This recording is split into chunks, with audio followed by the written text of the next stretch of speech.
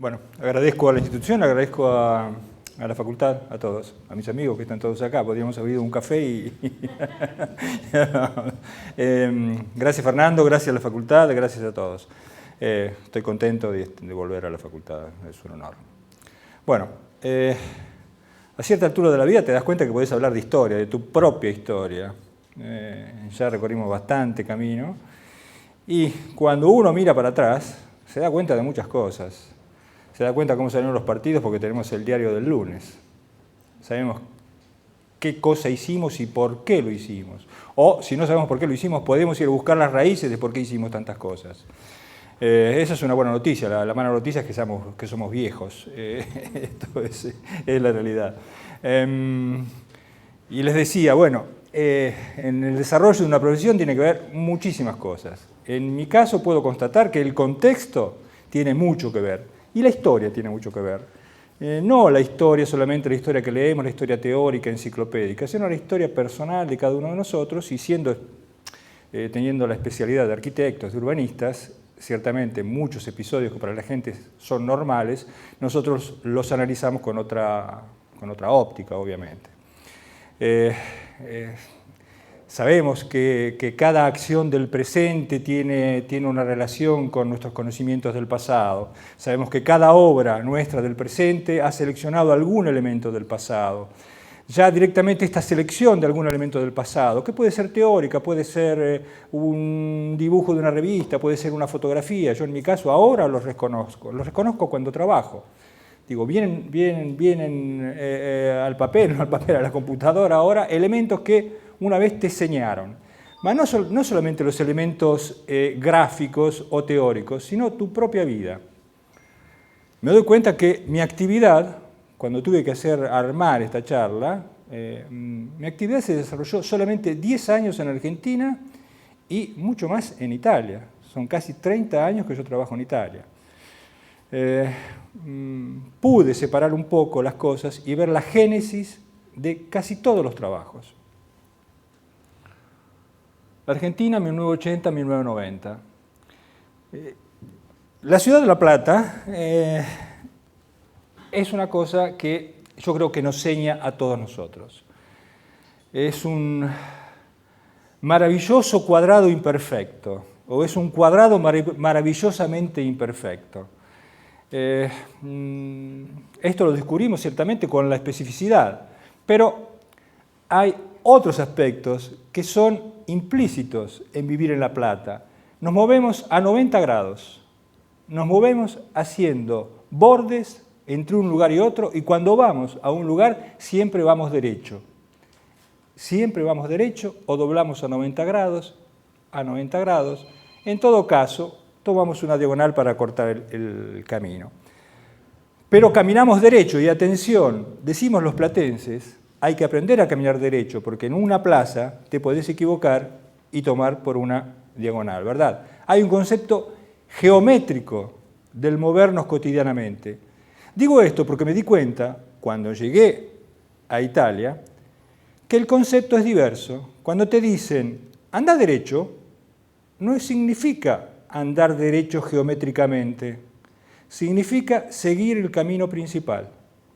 Y puede suceder que en este camino principal vos vuelvas para atrás, cosa que no nos va a suceder jamás a nosotros. Es un concepto topográfico, no es un concepto geométrico. Pero este movimiento cotidiano lo tenemos incorporado, todos los tenemos incorporados, mayor o menor, en forma mayor o menor, inconsciente o consciente lo tenemos incorporado. Nuestra especificidad tenemos incorporado este cuadrado, que según mi parecer es maravillosamente imperfecto. Tenemos mayor cantidad de manzanas en un sentido que el otro. Los diagonales no son a 45 grados. Hay una imperfección que da a un cuadrado la vivacidad que un cuadrado no tiene. El gótico, la Catedral de La Plata, elementos que yo nunca le di pelota, sinceramente, a la catedral, pero tuve 10 años mirando la catedral a través de una cuadrícula. La dibujé 1000 veces. Pienso que hoy tengo una particular empatía con el gótico. Pienso que sea el estilo más revolucionarios, más innovativos que ha existido en la historia de la arquitectura. Hoy amo el gótico. Y digo, es una reflexión teórica, pero no sé si ha influido esto. Seguramente esto ha influido en forma inconsciente. Obviamente, la casa de Le Corbusier. Cuando era estudiante, llevaba gente a dibujar constantemente, porque trabajaba de profesor, daba clases de dibujo. Y después la dibujamos tantas veces.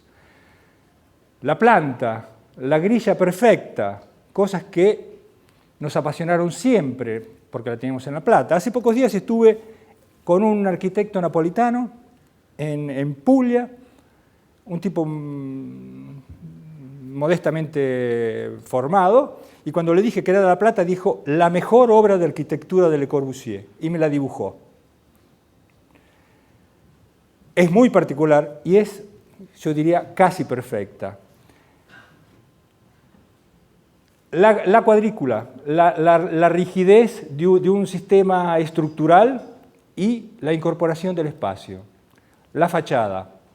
Pero no solamente eso, bueno, todos nos apasionamos siempre con la cuestión de la promenada, del paseo, etcétera, la rampa y los espacios interiores. Esta fotografía la agregué porque ni bien llegué a la Argentina y dije que me gustaba esta casa, un amigo que está aquí presente me dice, pero no tiene un patio. Yo creo que Le Corbusier siempre hizo patios en altura. No creo a la teoría de que enmarcaba el paisaje, creo que enmarcaba el espacio. Hacía patios en altura. Una cosa es un balcón, una terraza, que incorpora el espacio exterior, y otra cosa es un patio en altura. Las terrazas de Le Corbusier, Marsella, tienen 1,80 m de altura. No se ve el paisaje exterior. Estamos en un recinto, en un claustro. Esto, conocemos todo ahora, Ville-Savoie, todas tienen una terraza con un espacio, una ventana. Yo creo sinceramente que lo que leemos en la historia de la arquitectura es que veíamos el paisaje a través de una ventana. Yo creo que lo que hace es, genialmente, cerrar un espacio, conformar un patio. Pero estas dos fotografías es la cosa que más me ha impactado de la obra de esta casa de Le Corbusier, la invención del brise-soleil. Pero fíjense qué cosa sucede con estas dos fotos. Es el primero que empieza a hablar de los solsticios, de invierno y de verano. Fíjense qué sucede en esta foto. Solsticio di verano, toda la casa en sombra, toda la casa en sombra, toda la casa en sombra. Solsticio de invierno, absolutamente iluminada por el sol. Yo creo que esta es una de las mayores genialidades de Le Corbusier. Esto ha tenido una gran influencia. La primera casa que yo hice en La Plata es esta. Sí, una morfología tomada de Meyer, posiblemente. Pero lo que tiene fundamentalmente esta casa es aquella influencia. Frentes, norte, noroeste y noreste. Advierto que me puedo equivocar con las orientaciones. Norte en el hemisferio sur, sur en el hemisferio norte. A veces estoy explicando un proyecto en Italia y empiezo a hablar del norte y la gente me mira, ¿han visto como los perros cuando le hablas y que mueven las orejas y no entienden por qué vos le estás hablando? Orientamos hacia el norte y te dicen, estás orientando mal. Pero vos estás convencido que estás hablando bien. Hacia el noroeste y hacia el noreste la casa está totalmente abierta. Hacia el suroeste la casa está absolutamente cerrada. Aquí se ven las fachadas. Fachadas norte y fachadas sur. Pero un elemento que estoy relatando, aquellos elementos que me van a acompañar en el futuro, es un volumen que emerge hacia el suroeste. Es el momento en el cual el sol del suroeste en verano a las 8 de la tarde te entra rasante y no te podés sentar debajo de la galería. Los servicios en el área sur formando una almohada térmica. Otra casa con una tipología distinta, en Citibel, esto es una premonición del destino, una italiana que me pide una gallina italiana. Esta es la morfología totalmente distinta, pero siempre hay un colchón térmico sobre el lado sur y la casa se desarrolla totalmente hacia el lado norte. Existe, otra vez, el elemento vertical hacia el sur-oeste que impide que el sol rasante entre a la galería. La orientación absolutamente norte de esto y el estudio de la incidencia solar con las ventanas en el hueco más profundo, porque hay placares, etc., pero todo pensado desde un punto de vista del asoleamiento.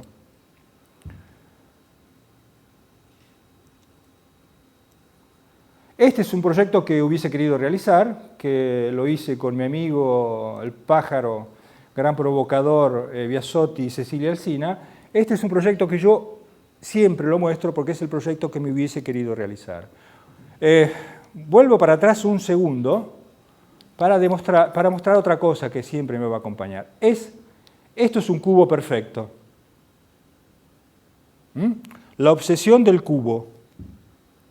Y se podrán descubrir en el interior composiciones con rectángulos áureos. Tiene absolutamente diagonales áureas. Cada ventana es obsesiva la composición, en esta casa. Es la primera casa y querés meter todo, ¿no? Otra vez el cuadrado, otra vez la plaza central, otra vez la manzana. Este proyecto, que realmente es muy interesante, no podría hablar de las bondades de la cuestión urbanística, aunque las tiene, creo que las tiene. Son grupos de vivienda de dos pisos, 3 pisos, concentradas en un espacio central y en un enchapado de casas bajas contra las medianeras. Esto fue hecho, corríjanme, es del 1985 aproximadamente. Yo con esto hice en Italia la tesis, una tesis pobrísima, no hablaba de nada, quería hablar de urbanismo, pero una persona, que hoy la conozco bastante bien, comenzó a preguntarme por estas cosas. Y en tanto yo inventaba la historia de San Juan y de las acequias, etcétera, etcétera, empecé a reconstruir qué habíamos hecho con esto. El proyecto es del 85. Esto funciona así. Aquí abajo hay una lavandería común.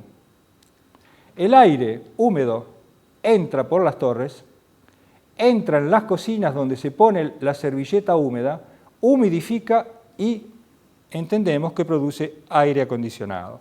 Es el principio de la arquitectura musulmana, humidificar el aire para enfriarlo.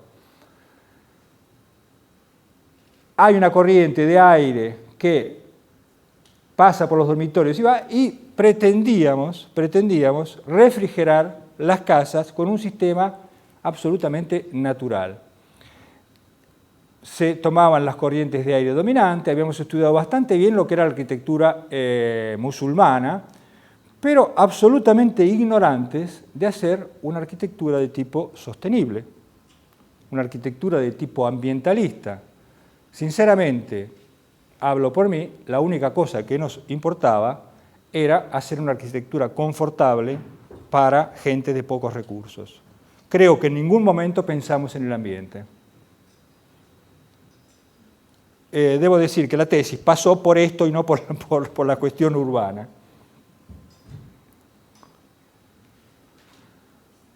Y es aquí donde, llegado a la posibilidad de desarrollar un proyecto con la computadora, el primer proyecto hecho con computadora, un hotel en Ushuaia, se pudo desarrollar gráficamente en forma muy sencilla el recorrido del Sol en cada solsticio, en cada equinoccio. tomando vientos principales, pero creo que este esquema, yo me llevé la tabla que teníamos en teoría de la arquitectura, porque estábamos a 45 grados de latitud sur y me fui a vivir a un lugar que es 45 grados de latitud norte. Entonces, tal vez Fernando me ayude, ¿quién era la profesora de teoría de la arquitectura? El libro Aldo Di Lorenzi. Bueno, yo esos cuadritos que nadie le daba pelota, me los llevé a Italia. Digo, aquello que creo que pocos le dimos demasiada atención, para mí resultó un elemento fundante desde el principio hasta el final, hasta hoy. Esta es la graficación de cómo un proyecto, cuando no tenés vínculos de ningún tipo, solamente vínculos ambientales, estudiar la orientación, estudiar el movimiento de los vientos, produce un objeto que te da la posibilidad de trabajarlo morfológicamente, sin forzar absolutamente nada. Decís, hago lo que el viento me dice y lo que la orientación me dice. Por supuesto que siendo Ushuaia,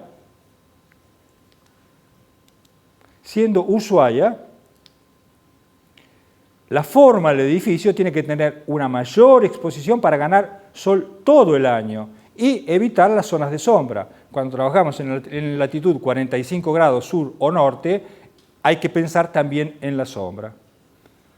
Creo que esto, el estudio del sol, sea aquello que nos permite trabajar morfológicamente las cosas, nos da la excusa para buscar la forma, sin caprichos. Entonces, yo diría que los principios, hoy me preguntaban qué me dio la Facultad de Arquitectura. Digo que me dio como principios sustanciales la cuestión de la orientación. No diría tanto las cuestiones ambientales, porque sinceramente era la orientación, el control térmico solar con elementos de composición arquitectónicos, la máxima racionalidad estructural y el rigor constructivo. Todas las pocas obras que yo hice en Argentina tienen esta característica.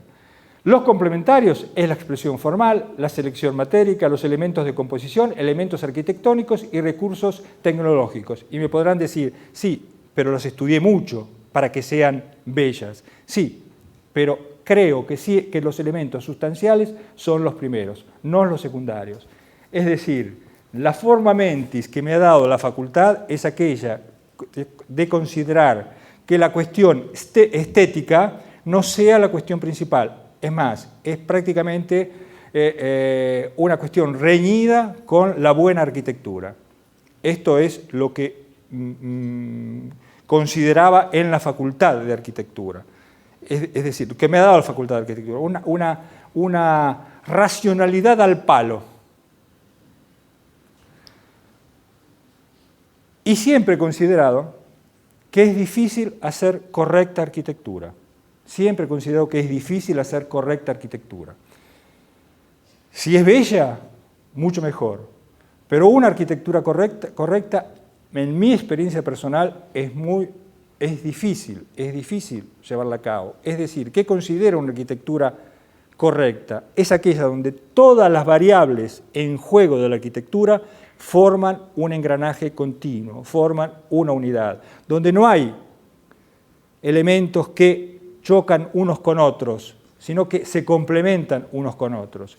Y es allí donde tantas veces los arquitectos cometemos el error de buscar la belleza, de buscar la armonía, haciendo colisionar muchas variables que son fundamentales. Creo que las variables fundamentales son las primeras y no las segundas.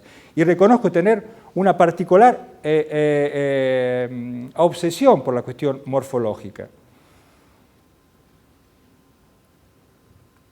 Italia, 1990, 2019, me quise morir cuando vi que son 30 años en Italia. Llego a Italia, llego a una casa que queda cerca de Porta Ticinese y descubro, muy cerquita, la Basílica de San Lorenzo. La historia de la arquitectura, yo no era un gran estudiante, pero la historia de la arquitectura que yo he estudiado era una historia de la arquitectura donde los monumentos nacen y se estudian como si siempre hubiesen nacido iguales. Y les puedo asegurar que en todos estos años no he encontrado un solo monumento tal vez alguna obra de Bramante, de Brunelleschi, de los astros, digamos, que no sea modificada. Es una estratificación de 2000, 1500 años. Desde las comunidades originales pasaron todos, pasaron los lombardos, pasaron los turcos, pasaron los normandos, pasaron los españoles, los franceses, los romanos, los bizantinos, pasaron todos. Y todos dejaron una huella.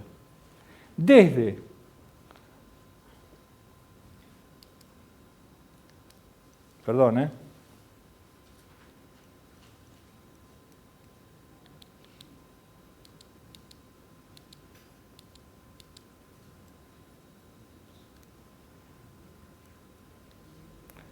Las columnas romanas, siglo IV, V, supongo, que no estaban en este lugar. Las trajeron de otro monumento romano en las cercanías, de la Casa Imperial. No existían en este lugar. Esto es centro de Milán. Pusieron las columnas aquí. Se desarrolló todo a partir de una planta, de un templo pagano. Posiblemente han querido hacer un panteón. La cúpula se cayó varias veces, la reconstruyeron varias veces. En el 1800, en el 1600, rehicieron una fachada neoclásica. Pero detrás, desde la Plaza Vetra, todavía vemos cómo ha sido esto. Miren qué belleza. Hay 1500 años de estudio acá, de historia. 1500 años. ¿Qué es lo que encontramos aquí? Honestidad histórica. Es honesto, leemos la historia. Pensamos que quien hizo esta cúpula en el 1800 hizo un estudio filológico de todo lo que había acá. Quien puso estas capillas en el 1500 hizo un estudio filológico de todo lo que había anteriormente. ¿O se insertaron de acuerdo a las necesidades que la religión, la política, las luchas, los caprichos de un obispo? No lo sé, yo no tengo respuesta para esto. Lo que puedo ver es que hay una estratificación histórica que es extraordinaria, es magnífica. Puedo leer la historia de Italia en un monumento, y lo podemos hacer con tantos monumentos. Esto, sentado en la Plaza Vetra, me hizo reflexionar mucho, muchísimo.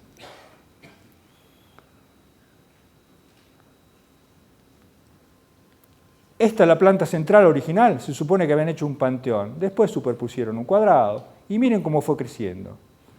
Si la planta de la ciudad de La Plata es un cuadrado maravillosamente imperfecto, esto es un caos maravillosamente perfecto, ¿verdad? Pero es la estratificación a través de 1500, 2000 años de historia. Cada uno fue agregando su pedacito. Y sigue, ¿no? Miren lo que es esto. Esto es Italia, esto es Europa. Las columnas romanas, una segunda columnata que se hizo. Además, durante 1000 años, todo esto se rodeó de casas. Después lo fueron limpiando y dejaron la iglesia libre. Pero esto es un gran aprendizaje, es decir, es un gran impacto, y es aquí donde hablo del contexto. La historia no es como yo la estudié, la historia es otra cosa. Y la estratificación de las diversas épocas es lo que siempre leemos. Esto causó un impacto muy grande, lo muestro porque sé que hay alumnos y digo, cuando llego a Italia, encuentro una característica en la mayoría de los estudios de los arquitectos que he conocido, esto es Suiza, y en Suiza también, que es fundamentalmente la búsqueda de la identidad. Sinceramente me pareció una cosa nueva. Jóvenes arquitectos buscan obsesivamente una identidad. Es bastante difícil que un joven arquitecto con pretensiones copie. Esto es ampliamiento de una casa y, asociado a un estudio suizo, a partir de un boceto, yo dibujaba siempre, hicimos esta casa y bueno, es lo que lo muestro no como un error. Digo, en esta obsesión de buscar la identidad, se llega muchas veces a solamente a producir objetos originales, que no tienen nada que ver con la identidad. Estos son objetos originales, nada más, carentes de identidad. Cuando tengo el primer encargo serio, digo, vuelvo a las fuentes. Y también, incipientemente, a buscar una originalidad. A la forma del cuadrado,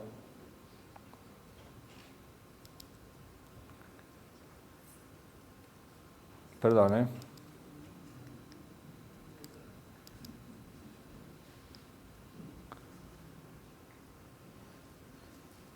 con una geometría muy precisa, se interponen dos geometrías iguales en sentido contrario.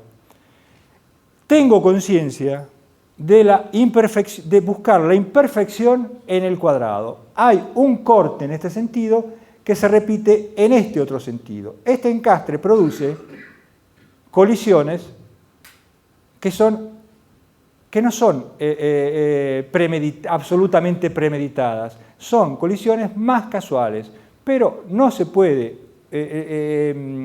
decir que no haya una estructura absolutamente perfecta, una malla, una trama que analizándola a partir de este edificio, en mi caso es una trama de 135 por 135, dos módulos de 135 son 270, un garage, cuatro módulos hacen 14 metros cuadrados, que es un dormitorio, 3 módulos, un dormitorio de 9, 6 módulos, un estar. Entonces, esta modulación me va a acompañar constantemente y es bastante rígida, pero bastante fácil para proyectar y para que te sigan tus colaboradores. Aquí está.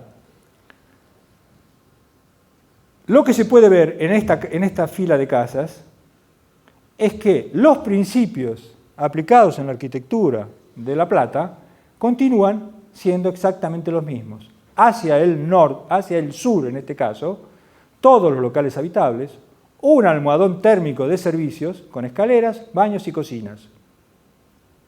Esto es la repetición de lo que yo hice siempre. Y se pone un problema de, ¿qué hago yo en Europa? ¿Hago una arquitectura argentina? Y sí, hago una arquitectura argentina. La Plata es obra de los españoles, de los italianos, ¿verdad? Entonces, esto es parte de la estratificación cultural. Entonces, trabajar sin ningún tipo de prejuicios.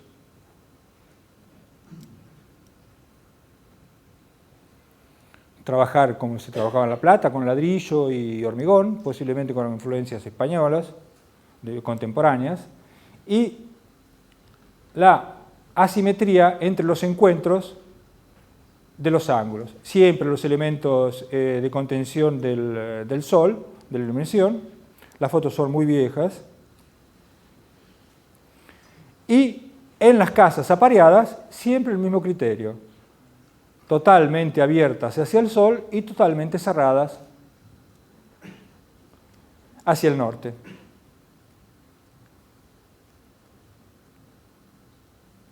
La técnica que yo conocía en aquel momento era el hormigón y el ladrillo, entonces continué con aquella técnica. Este es el primer edificio que he hecho como estudio profesional.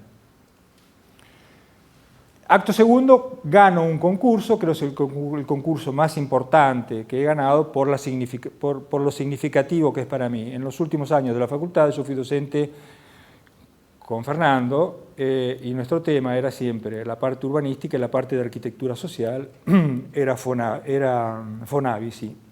Esto es un edificio del IHP, que es el Fonavi italiano. Fonavi IHP que nosotros estudiábamos. Siempre los mismos criterios, solamente que aquí el departamento de mantenimiento del IHP me dice que, arquitecto, nosotros sabemos que usted va a hacer un edificio sin techo, Para nosotros la manutención resulta mucho más económica si le mete aleros. Empiezo a intervenir con alero. Ya en el edificio anterior el alero existía, pero estaba incorporado al volumen. El alero coincide con el balcón, etcétera, etcétera. Aquí el alero empieza a ser un elemento de composición muy importante. Otra vez proporciones áureas, etcétera. El edificio está flotando, no tiene un basamento claro, sino que está flotando. Y digo que es un edificio muy significativo porque posteriormente, 2 años después, cuando se cumplieron los 100 años de IHP, este edificio fue elegido como uno de los 100 edificios significativos del HP. Solo que cuando fui a la Triennale de Milano y lo vi expuesto al lado de un edificio de Terragni, me emocioné fuertemente. La misma cosa, fachada abierta hacia el sur, fachada totalmente cerrada hacia el norte. Estos son los principios que yo aprendí en la facultad y que los transporto cotidianamente. Servicios hacia el norte. Quiero decir que, dejando de lado la parte formal, una cierta identidad en la composición de la planta, ya la estoy por repetición y por convicción. Acto seguido es mi primer edificio privado, donde el techo me empieza a gustar. Me empieza a gustar y reflexiono. Yo vivo en este pueblo. No tengo un gran contacto con el mundo académico. Cada 2 o 3 años hago una charla en la facultad o en el colegio de arquitectos. Pero trabajo en soledad en un pueblo y con poco debate arquitectónico. Así que, no obstante, reflexiono muchísimo sobre lo que hago. Comienzo a tener como problema la contextualización con el antiguo. Acá había otra cascina que, por cuestiones burocráticas, se tuvo que destruir y construir un edificio. El plan regulador daba para hacer un edificio de estos pisos y, bueno, la especulación toma el sopraviento, ¿no? Ya el techo comienza a ser un elemento fundamental en la arquitectura, fundamental, por convicción y porque es útil, y reflexionando digo, la arquitectura que yo puedo hacer no es una arquitectura académicamente relevante, es una arquitectura de edificios residenciales. Los elementos menos nobles de los edificios residenciales son los techos, los balcones y, si quieren, los canteros. No son edificios nobles de composición arquitectónica. Y aquí me planteo el problema, digo, mi elemento de partida son los techos, los balcones, los canteros. Esto es el elemento que me puede dar una cierta independencia e identidad en la composición de todos los trabajos. Y efectivamente, bueno, se copia, se mimetiza, digamos, el edificio empleando el ladrillo y, en lugar de la piedra, obviamente, el cemento armado. Y siempre el techo. El techo empieza a ser compuesto como un plano, como una hoja, tratando de hacer cada vez más sutiles el entramado de vigas para confundirlos con el plano, más bien como una textura sobre la superficie que como un elemento portante. El trabajo del ladrillo, y cuando les decía, a veces hay una imagen que te enseña por toda la vida,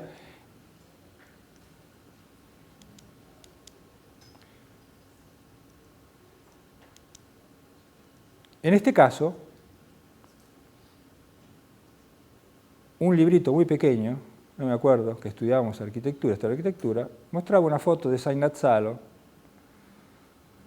de alto. Y este es un elemento que la unión entre el elemento de basamento y el techo, cuando es leño, cuando es de madera, es un elemento muy práctico y te permite establecer una pausa entre un material y otro. Esto es más fácil que esto, diría.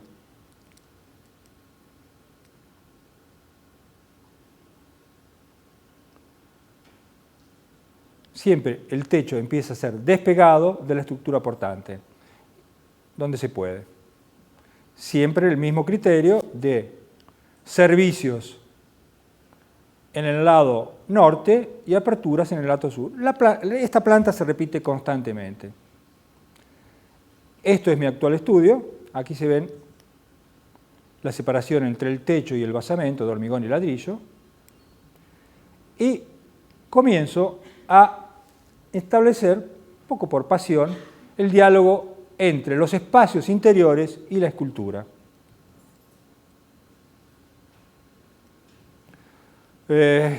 Ciertas esculturas, después le puse patas porque tenía que trasladarlas y exponerlas, ciertas esculturas están pensadas para ser colgadas. Al principio estaban colgadas. Leer en clave distinta aquello que son las soluciones tradicionales de los carpinteros del lugar, tratando siempre de simplificar, no de buscar una solución original. Esto es simplificar porque este techo fue hecho y después tenía que ser levantado. Entonces, lo que hacían ellos es construirlos, poner vigas de madera, clavarlas por todos lados, sacar las vigas y después levantarlos. Así que hicimos una especie de bisagra aquí y cuando se levantó el techo de aquella parte, estaba construido. Esta foto la muestro porque a partir de este espacio comienzo a pensar, por pasión, de pensar una pared blanca porque sabía que iba a hacer unos cuadros y iba a poner unos cuadros, de pensar que iba a poner en la terraza una escultura y que en interior iban a hacer esculturas. El techo, siempre, una casa bastante tradicional, el techo empieza a ser el elemento protagonista. Estos son edificios de departamentos,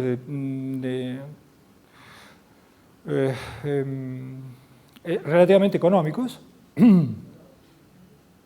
siempre a partir de una rígida trama estructural, se comienza a trabajar siguiendo en forma alternativa los módulos, tratando de evitar las simetrías, tratando de evitar que a veces la simetría te permite hacer un edificio y repetirlo 4 veces, ¿no? Es más trabajo, digamos, no hacer simetrías axiales. Un otro proyecto, yo decía hoy que todos los proyectos que estoy haciendo, no sé si afortunadamente o desafortunadamente, son en ámbitos semirurales o semiurbanos. Casi, no, ningún intervento en ámbito urbano totalmente, en Milán, por decir, ¿no? Estas son casas apareadas, donde siempre siguiendo una misma modulación en planta, la modulación en altura va cambiando, produciendo distintos cortes. Siempre se gira la misma pieza y siempre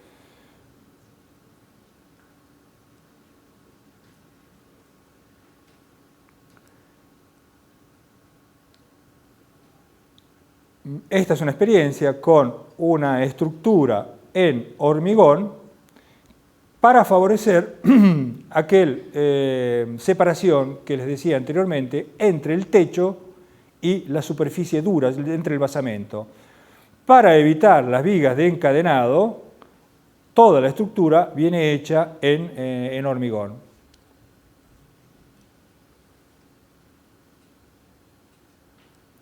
Allí se ve claramente, es decir, no hay un encadenado, pero esto es hormigón. Se ve claramente que incluso en estos lugares no llega nunca a tocarse.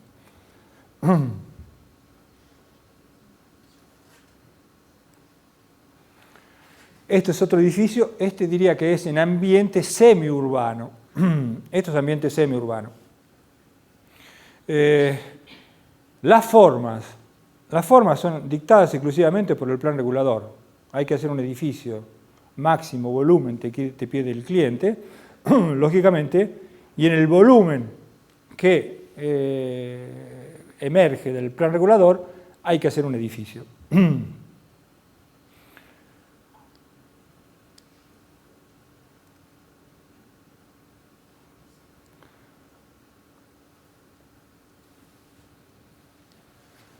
El techo comienza a exagerarse paulatinamente por una cuestión de, sobre todo, de protección de los elementos de madera. Todos sabemos que un elemento de madera expuesto sin ningún tipo de protección rápidamente envejece, se transforma en una superficie gris. Los elementos verticales son siempre consecuencia del control del sol a oeste. Las superficies vidriadas vienen cubiertas generalmente con estos parasoles.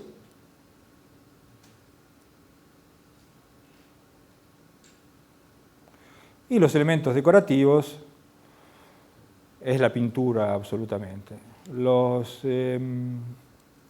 La uniformidad de materiales es un elemento que puede dar una cierta espontaneidad a la composición arquitectónica, evitar los elementos absolutamente monolíticos y descontados geométricamente y matéricamente.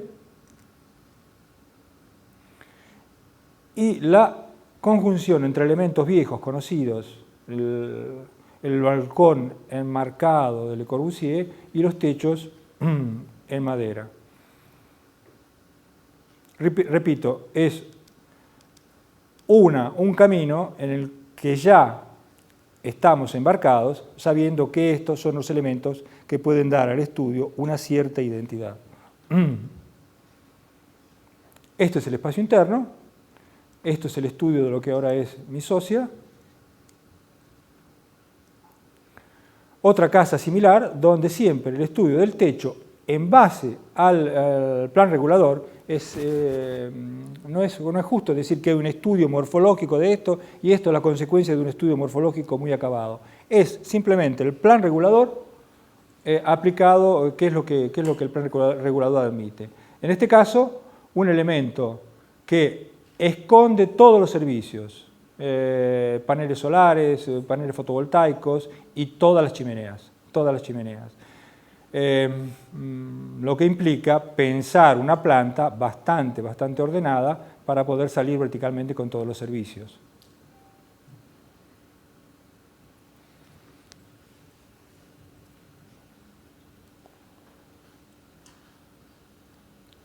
Las tipologías utilizadas generalmente para los departamentos de 2 plantas son 4 plantas.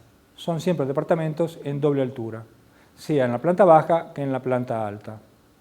Los elementos de protección en aquellas ventanas que se pueden abrir y casi siempre el uso de persianas.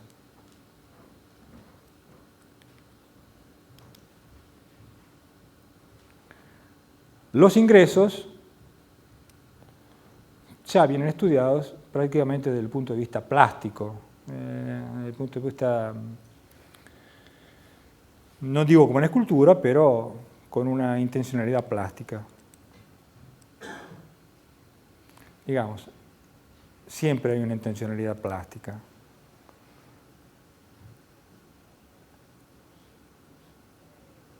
Esto es un edificio semi-rural, o digamos, un edificio que surge en un lugar bastante bello, en una colina, frente al lago Mayor, donde se pone el problema que tenés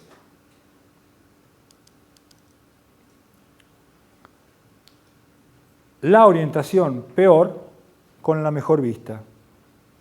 ¿Y qué se hace en estos casos? Es decidir, o lo oriento o gozo la mejor vista. hay un elemento de desarrollo del techo que parecería en este caso sí una búsqueda estética, en cambio no lo es. A medida que nos acercamos, el edificio emerge de la colina. El recorrido es bastante rico porque desde una parte alta se baja, se pasa debajo, emerge de esta forma, y aquí lo puedo explicar, es un volumen en hormigón armado con ya decididamente ningún elemento de contacto del basamento con el techo. Hay fajas coloradas hechas con mampostería que prevén que posiblemente durante la venta de los departamentos viene un comprador y dice: el dormitorio lo quiero con una ventana un poco más larga, o hago otro dormitorio para los chicos, o cambio el baño, etcétera, etcétera. Lo podés hacer aquí, solamente lo podés hacer aquí. El balcón, exageradamente grande, porque el paisaje lo merece. Se baja todavía y el edificio se lo observa desde este lugar. Se pasa de frente, pasamos de frente, y aquí sí ya hay una escultura intencionalmente ubicada. Al edificio lo ves a través de la escultura.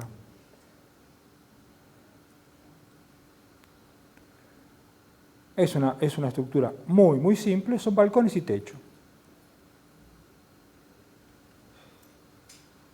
Giramos, es absolutamente simétrico. Hay un estudio de particulares, de detalles bastante acabado, que ya lo repetimos prácticamente de default, donde están escondidas las vigas que sostienen toda esta parte de machimbre. Es bastante simple.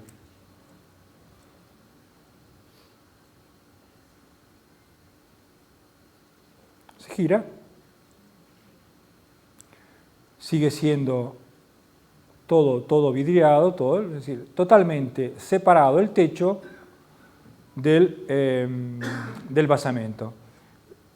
Hay una sección, una vista, donde voy a explicar por qué el techo tiene esta forma. Aparentemente es una forma caprichosa que uno lo hace porque dice: me gusta este techo y hago este techo.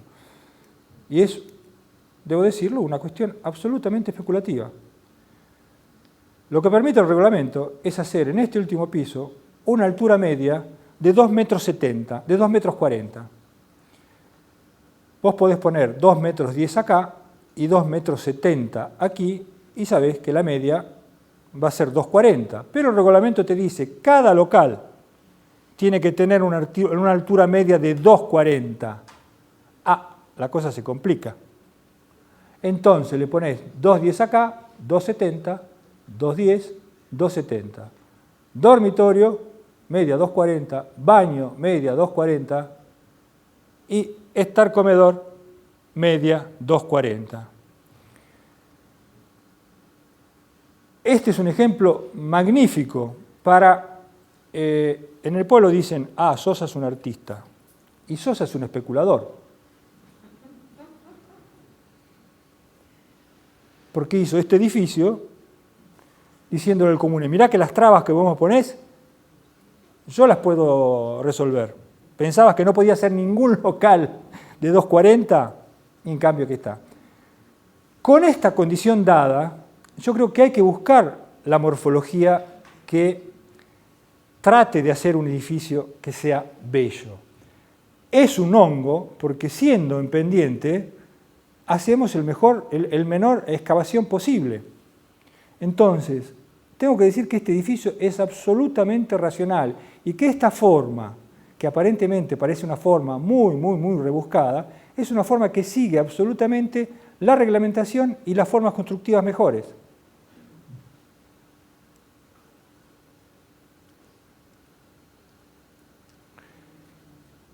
Es aquí donde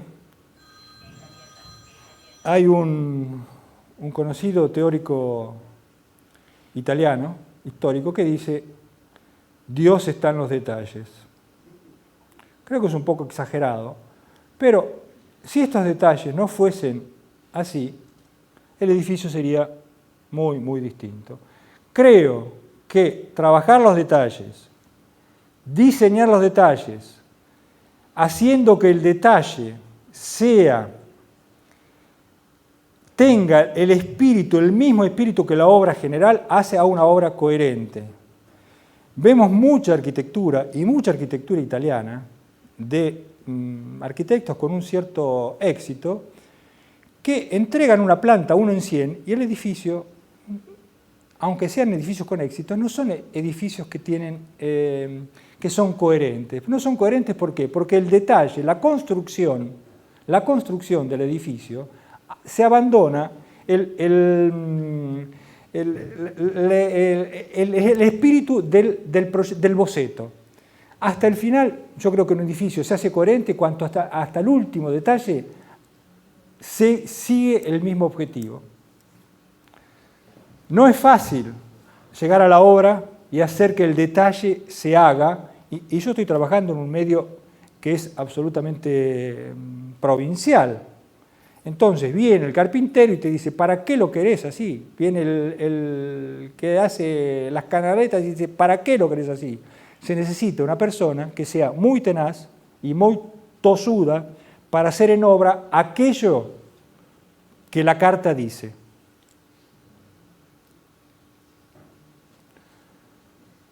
Cuando la situación es difícil porque tenés que poner el ingreso, no hay una cultura en Italia, al menos en el lugar donde yo trabajo, del ingreso despampanante. Sobre todo por una cuestión de economía de medios, no existe el portero y la limpieza se hace una vez por semana. Entonces hay una gran economía en las cuestiones de ingreso, que en Buenos Aires son magníficas, ¿no? En La Plata también son magníficas. Entonces los ingresos son muy modestos. Pero hacer un ingreso donde están los portones de los autos implica un mayor énfasis en el diseño, aunque sea un diseño muy simple, un mayor énfasis en el diseño. Esto es el último piso, donde ven que el paisaje realmente merece no cumplir con las reglas de la orientación, porque es decir, ponemos, ya se han puesto toldos, que no es tan fácil porque hay mucho viento, pero se encuentra el toldo apropiado. Estos son a veces los espectáculos que se ven desde ese lugar. Es aquí que con mayor desparpajo, y pienso que como influencia del lugar y por una tendencia personal, tendería a integrar un poco más la cuestión de la pintura y de la escultura. Ya en el edificio, por lo menos están pintadas las paredes, no son cuadros. Y es una diversión. Bueno, Fernando me ha pedido, yo no sé cómo estamos con tiempo, 7:30, y cómo estamos de aburrimiento, digo, fundamentalmente. Fernando me pidió que hablara, que pusiera énfasis sobre esta obra. Hay una poesía de Borges que dice: ¿para qué esta porfía de clavar con dolor un claro verso de pies como una estaca sobre el tiempo, si después mi casa, mi calle, desdeñosas de siglos verbales, me gritarán su verdad mañana, nuevas como boca no besada?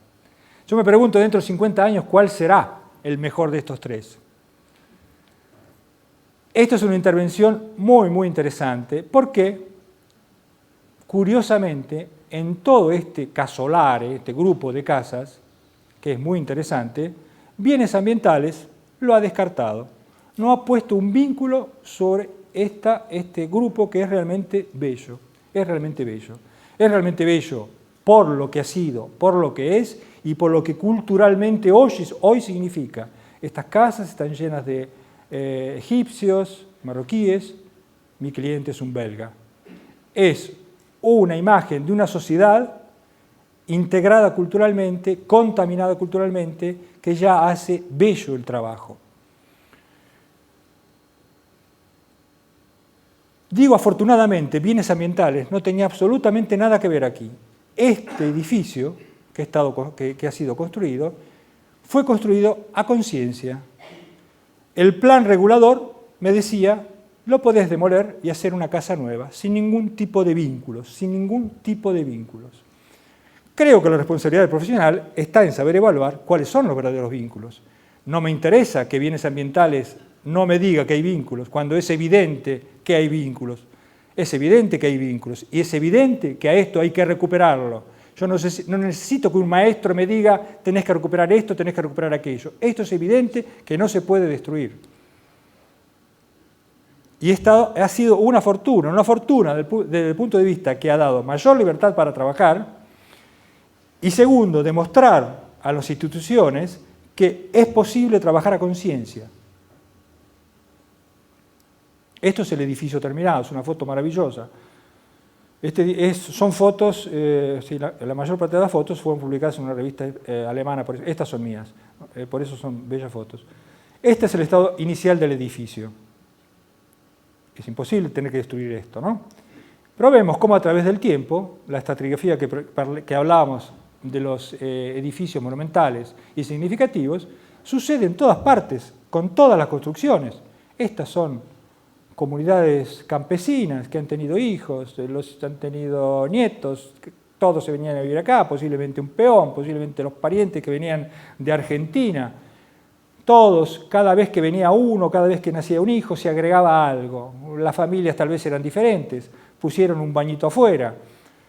Esto es la historia de Europa, así como con los monumentos, también con la arquitectura vernacular. Esto es lo que se encuentra. ¿Qué se hace cuando se encuentra esta situación? Si vas a bienes ambientales te dice, tenés que mantener todo. Pero vos le decís, escúchame, esto lo pusieron en el año 1960. ¿Y qué sentido tiene mantener esto?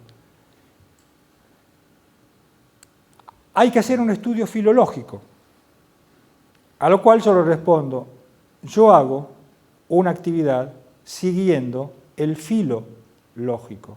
Filo está a hilo. La continua estratificación que esto tiene, digamos, en los últimos 300 años, ¿por qué? Hay que cancelarla y frenarla. Nuestra generación no establece ningún tipo de intervento acá. Es decir, yo voy a tener que hacer falsos para recuperar esto. Voy a tener que recuperar arcos, voy a tener que recuperar este bañito. ¿A quién le sirve este baño? Es absolutamente superado esto. Por fortuna está incipientemente venciendo el criterio en la recuperación de la resiliencia. Trabajemos hasta que este hierro no se quiebre. Mantengamos el espíritu de un edificio sin quebrarlo. Hagámoslo resiliente. Entonces, el hilo lógico para seguir esto, es decir, ¿cuáles son las nuevas actividades que yo tengo que albergar aquí? Bueno, las nuevas actividades son totalmente distintas. Esto es el estado en el cual se encuentra. ¿Cómo se hace para recuperar esto? Y no solamente eso, hay elementos de mucho valor que discrecionalmente se recuperan. Elementos que son... ¿Cuáles son los elementos, según mi parecer, que discrecionalmente se recuperan? Aquellos que sirven, aquellos que fueron hechos racionalmente. Racionalmente, todas estas cosas fueron hechas racionalmente, sirven y constructivamente son originales. Miren esto, alguien compró la casa precedentemente y dijo, yo recupero históricamente este edificio. Un arco falso, españolizante, la piedra con la junta tomada. Esto es absolutamente falso. Pero esto va bien para bienes ambientales. Es ridículo, es absurdo.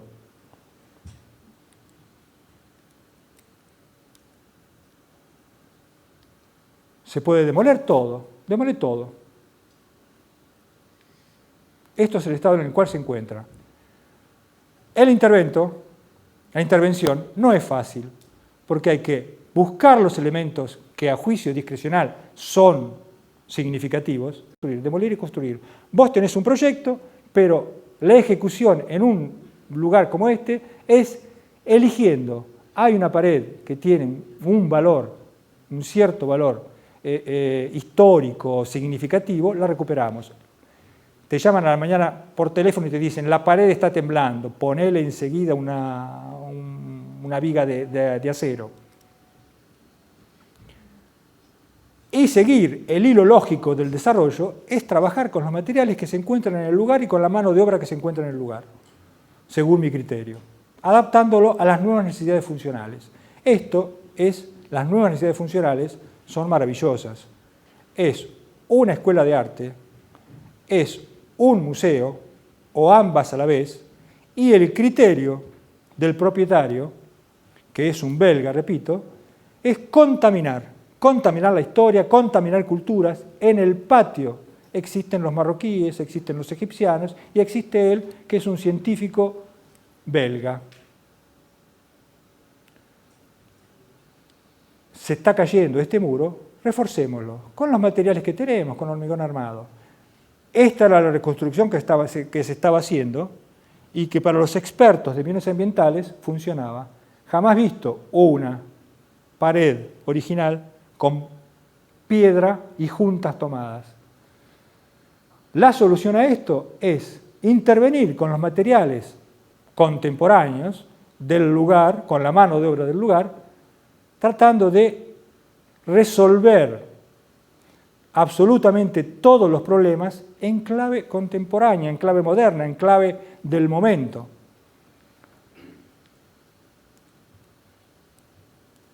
Esto es la situación existente. Si vos ponés un arquito, un arco, pasa en bienes ambientales. Es histórico. No, no es verdad. Este arco no existe en ninguna parte. Antes había un granero acá arriba, y esto era libre. La interpretación del granero en clave moderna podría ser esto. No sé si es la única, pero creo que es mucho más adecuado esto que esto, no tengo ninguna duda. La reconstrucción del existente, sin ningún tipo de manierismo, siguiendo las formas que me sugiere, que me da, que me condiciona la pared existente. Y la caparazón externa. Digo, ¿por qué no tengo que aplicar el mismo criterio de separación del basamento a una reconstrucción moderna? Se hace, se estudia, y se estudian muy bien los techos. Es un trabajo inhumano, no sé si lo volvería a hacer. Donde la pared se cae, se completa con cemento. Donde había ladrillos huecos, se revoca con un revoque normal. Las terminaciones son terminaciones que son muy modestas y con cierto brutalismo. Algunos amigos de la facultad saben que yo defiendo tenazmente los detalles constructivos del brutalismo de Le Corbusier. Digo que aquello que algún teórico de la arquitectura dice que es falta de atención a los detalles, yo digo que es genialidad de Le Corbusier de cancelar el detalle constructivo y clavar un vidrio sobre un pedazo de hormigón. Esta pared se recuperaba históricamente con un arco falso. Esto inspira una solución distinta con ventanas tradicionales. Hay que poner las ventanas a plomo, se ponen a plomo y se pone una ventana tradicional. Solucionar el problema de la cáscara hacia el externo en clave moderna, sin forzar la esencia del edificio. Donde hay elementos que son absolutamente irrecuperables, se resuelven con otro tipo de soluciones.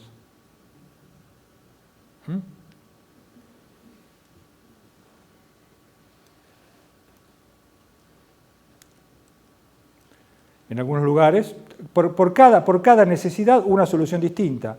Cuando se demuele una pared en piedra, no se puede demoler en brecha perfecta, sino que se hace un encofrado prácticamente de hierro de 1 centímetro y después se rellena con los ladrillos de la demolición. Aquí tampoco hay viga de encadenado.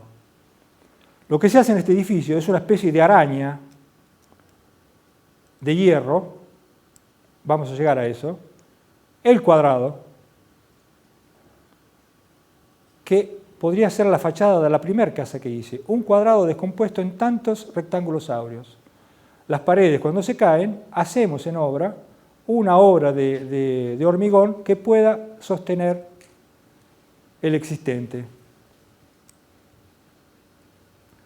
La imagen definitiva de la casa es esta. Se limpiaron de todos los elementos accesorios que no tienen, según mi criterio, absolutamente algún valor de algún tipo histórico, sí, de tipo histórico, digamos, cómo vivió una sociedad en determinado momento, pero no son para conservar.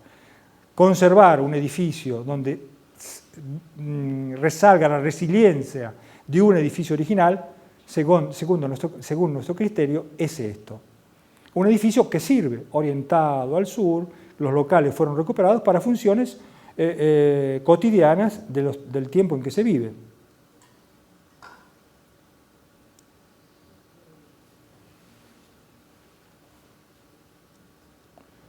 Por supuesto que hay detalles muy desarrollados.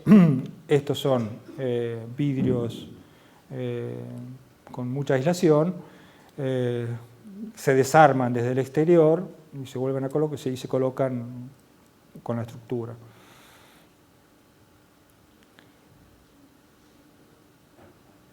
En el interior hay el desarrollo del concepto inicial del edificio. Quiero un edificio donde la actividad cultural sea contaminada, donde un chico que sale del último aula que está estudiando violín tenga que pasar por otras diversas actividades. Un concepto muy querido por quienes provienen de Bellas Artes, porque en algún momento hemos hablado de la educación artística integral, la contaminación entre las artes. Entonces, se desarrolla desde el ingreso una escalera que va a recorrer todo el edificio, escalera, corredores, que va a integrar todos los espacios interiores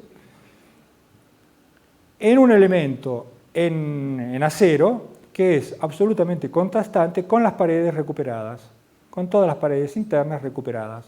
Es un elemento prácticamente independiente de toda la estructura.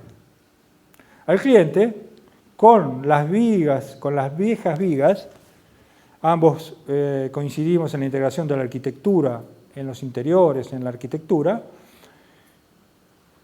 y en un momento le digo, te doy mi sierra eléctrica y con las vigas haces una escultura. Este desgraciado hizo una escultura bellísima.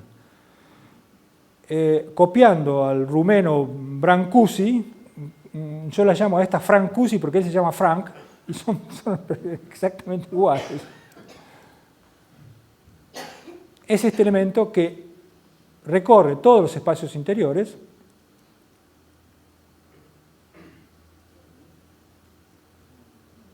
sin solución de continuidad, desde el principio hasta el último salón. No hay ningún tipo de preciosismo en las terminaciones, absolutamente ninguno. Estas son las manos de los nenes cuando suben y bajan, las paredes recuperadas precedentemente, y es aquí donde les decía que a la falta de una viga de encadenado en edificios que son de piedra, que no se tienen, propuse el ingeniero hacer una especie de araña que sostiene todas las paredes laterales. Es un concepto que lo dejó un poco desubicado, y yo no sé si los ingenieros se desubican por el concepto o porque no tienen el programa para calcular. Yo dudo que es por esto último, porque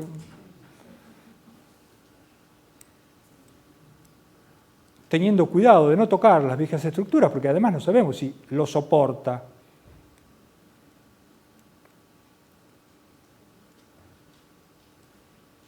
Dejando elementos que son de gran significación, porque en esta pared existente hay dibujado un pentagrama aquí abajo con todas las notas musicales.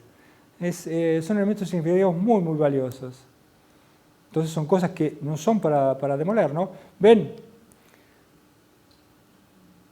hacer un techo de una estructura irregular, orgánica, en hierro, es un trabajo inhumano. Esto tenía que ser todo recubierto, sabiendo que era un trabajo inhumano, que no hubiese encontrado un artesano que pudiera cortar los hierros, todos en distintas inclinaciones, pero dobles inclinaciones. En cambio, apareció un ruso y un italiano que eran perfectos haciendo su trabajo. Entonces, era perfecto y era hermoso. Hubo que cambiar la tipología de cobertura del techo. Y es parte de, coincidimos con el cliente, de la incorporación de un elemento, no digo escultórico, pero de un elemento con fuerte carácter plástico, integrado a la arquitectura. Observen esto. ¿Cómo se podía tapar esto? Los materiales dejados vírgenes como se elaboran, y siempre esta serpiente que gira por toda la casa.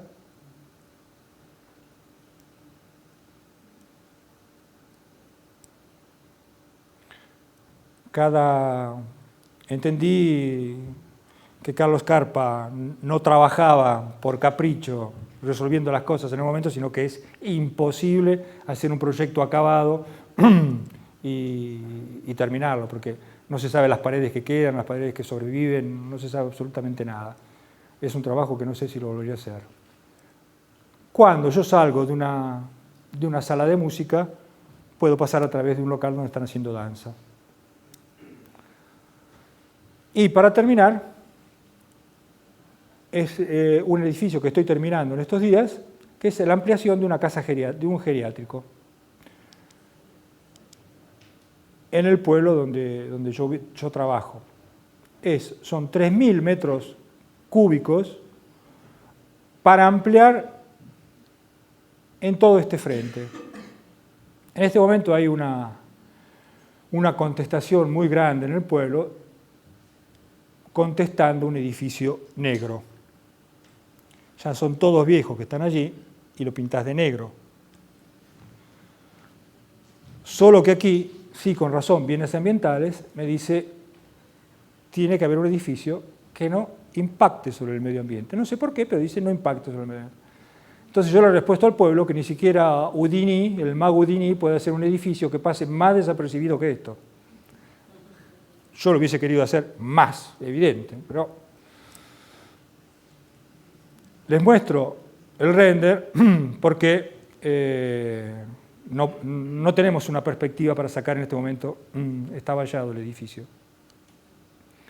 Es un núcleo de circulaciones, ascensor y escaleras que llegan hasta aquí.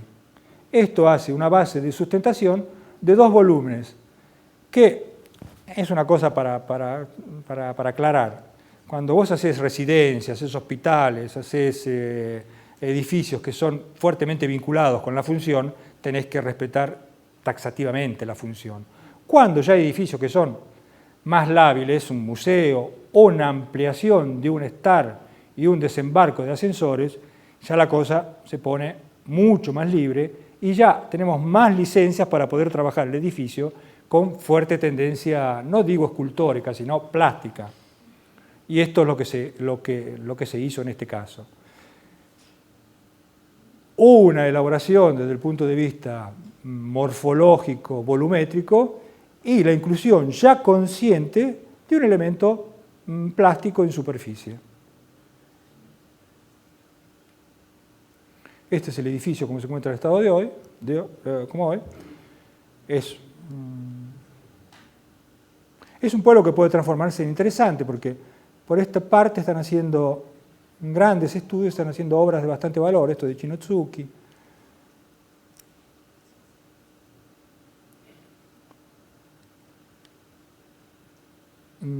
Es un edificio muy simple, y la elección tal vez del color negro, no, tal vez no, seguramente, es que, siendo un hogar de ancianos, cuando elegía los vidrios, los técnicos me decían, pero acá los ancianos van a tener que andar con anteojos negros. Eran transparentes, el edificio era blanco. Entonces, fuertemente me han sugerido que los vidrios tenían que ser negros. El negro es un vidrio de modé, es un vidrio que se usaba en la década del 70. Pero, insisto, la función creo que tiene que predominar. Entonces, la elección es un vidrio negro. Una de las lecciones que yo recupero del profesor Capelli, que creo que murió. ¿Eh? No. Perdón, Capelli. Bueno, me hace placer recordarlo. Decía, cuando tenés un problema y no te gusta, exageralo, decía. Entonces, tenés un edificio negro, hacelo todo negro, ¿no? Es decir, es leer en clave distinta el vidrio negro. La construcción es muy normal, paneles de madera con encofrados normales, pintados con una pintura semimate. Esto tiene una fuerte tendencia plástica, diría. Llegan los bomberos y te dicen, mirá, en estos lugares no usamos edificios de vidrio. Cuando la gente sale de acá, si los vidrios se caen, ¿qué pasa? ¿Los cortan la mitad? Sí, tenés razón. Entonces poneme un elemento para proteger la salida. Imagínense si Nueva York, si tuviera este bombero en Nueva York, ¿no? ¿Qué sería?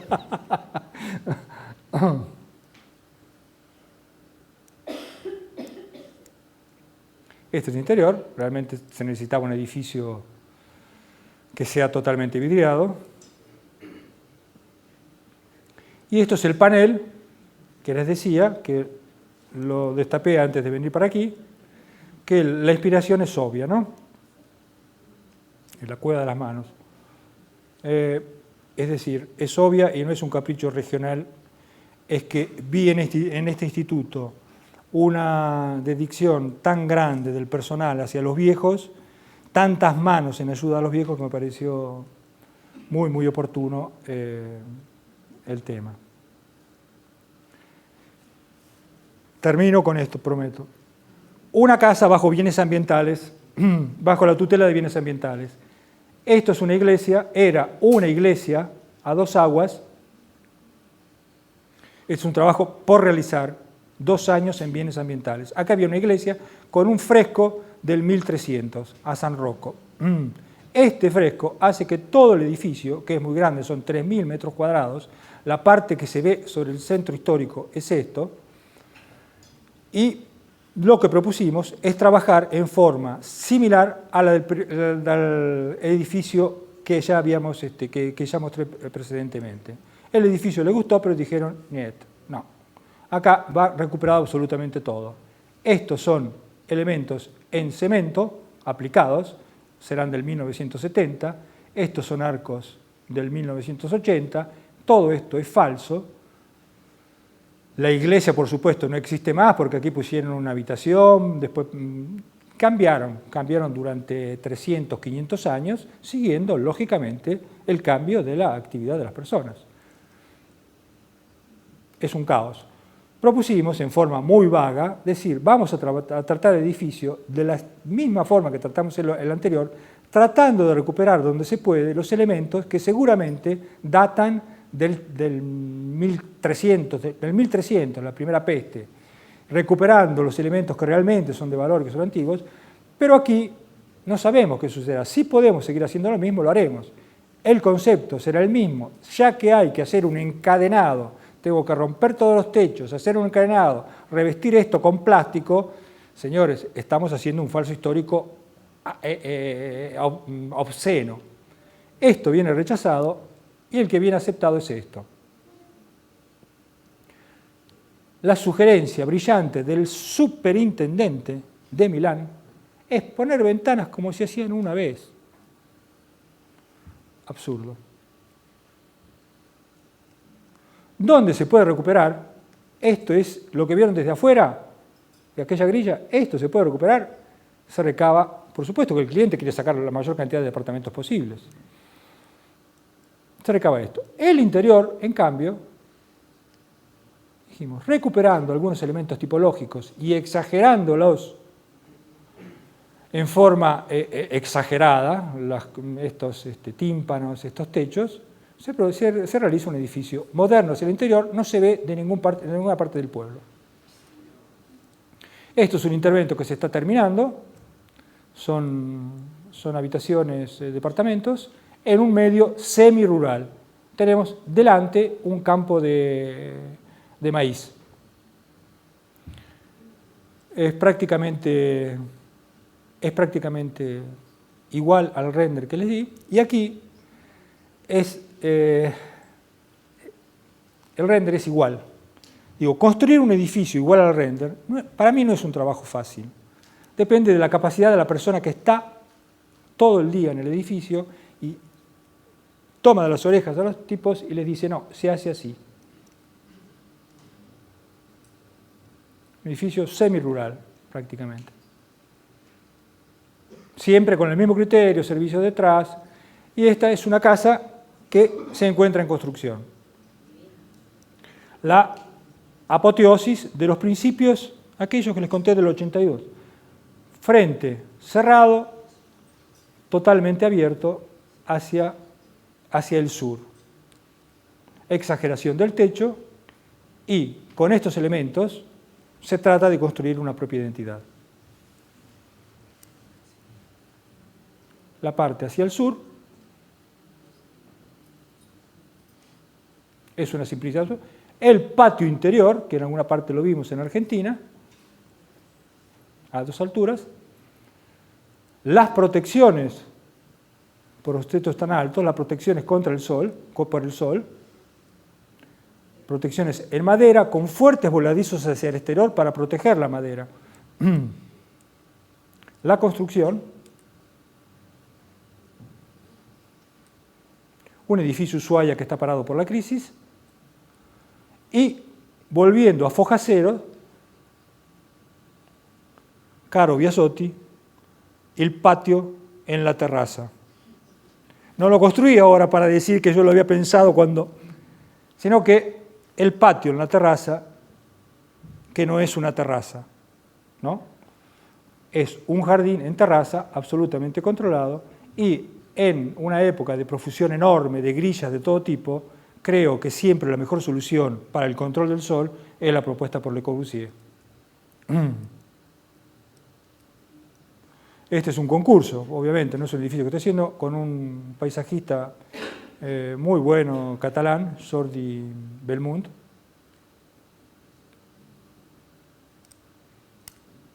Y en honor a quien sigue todos estos trabajos con tosudez enorme, es mi socia. Y si bien las fotografías no dicen exactamente cuáles son los roles, se acercan bastante.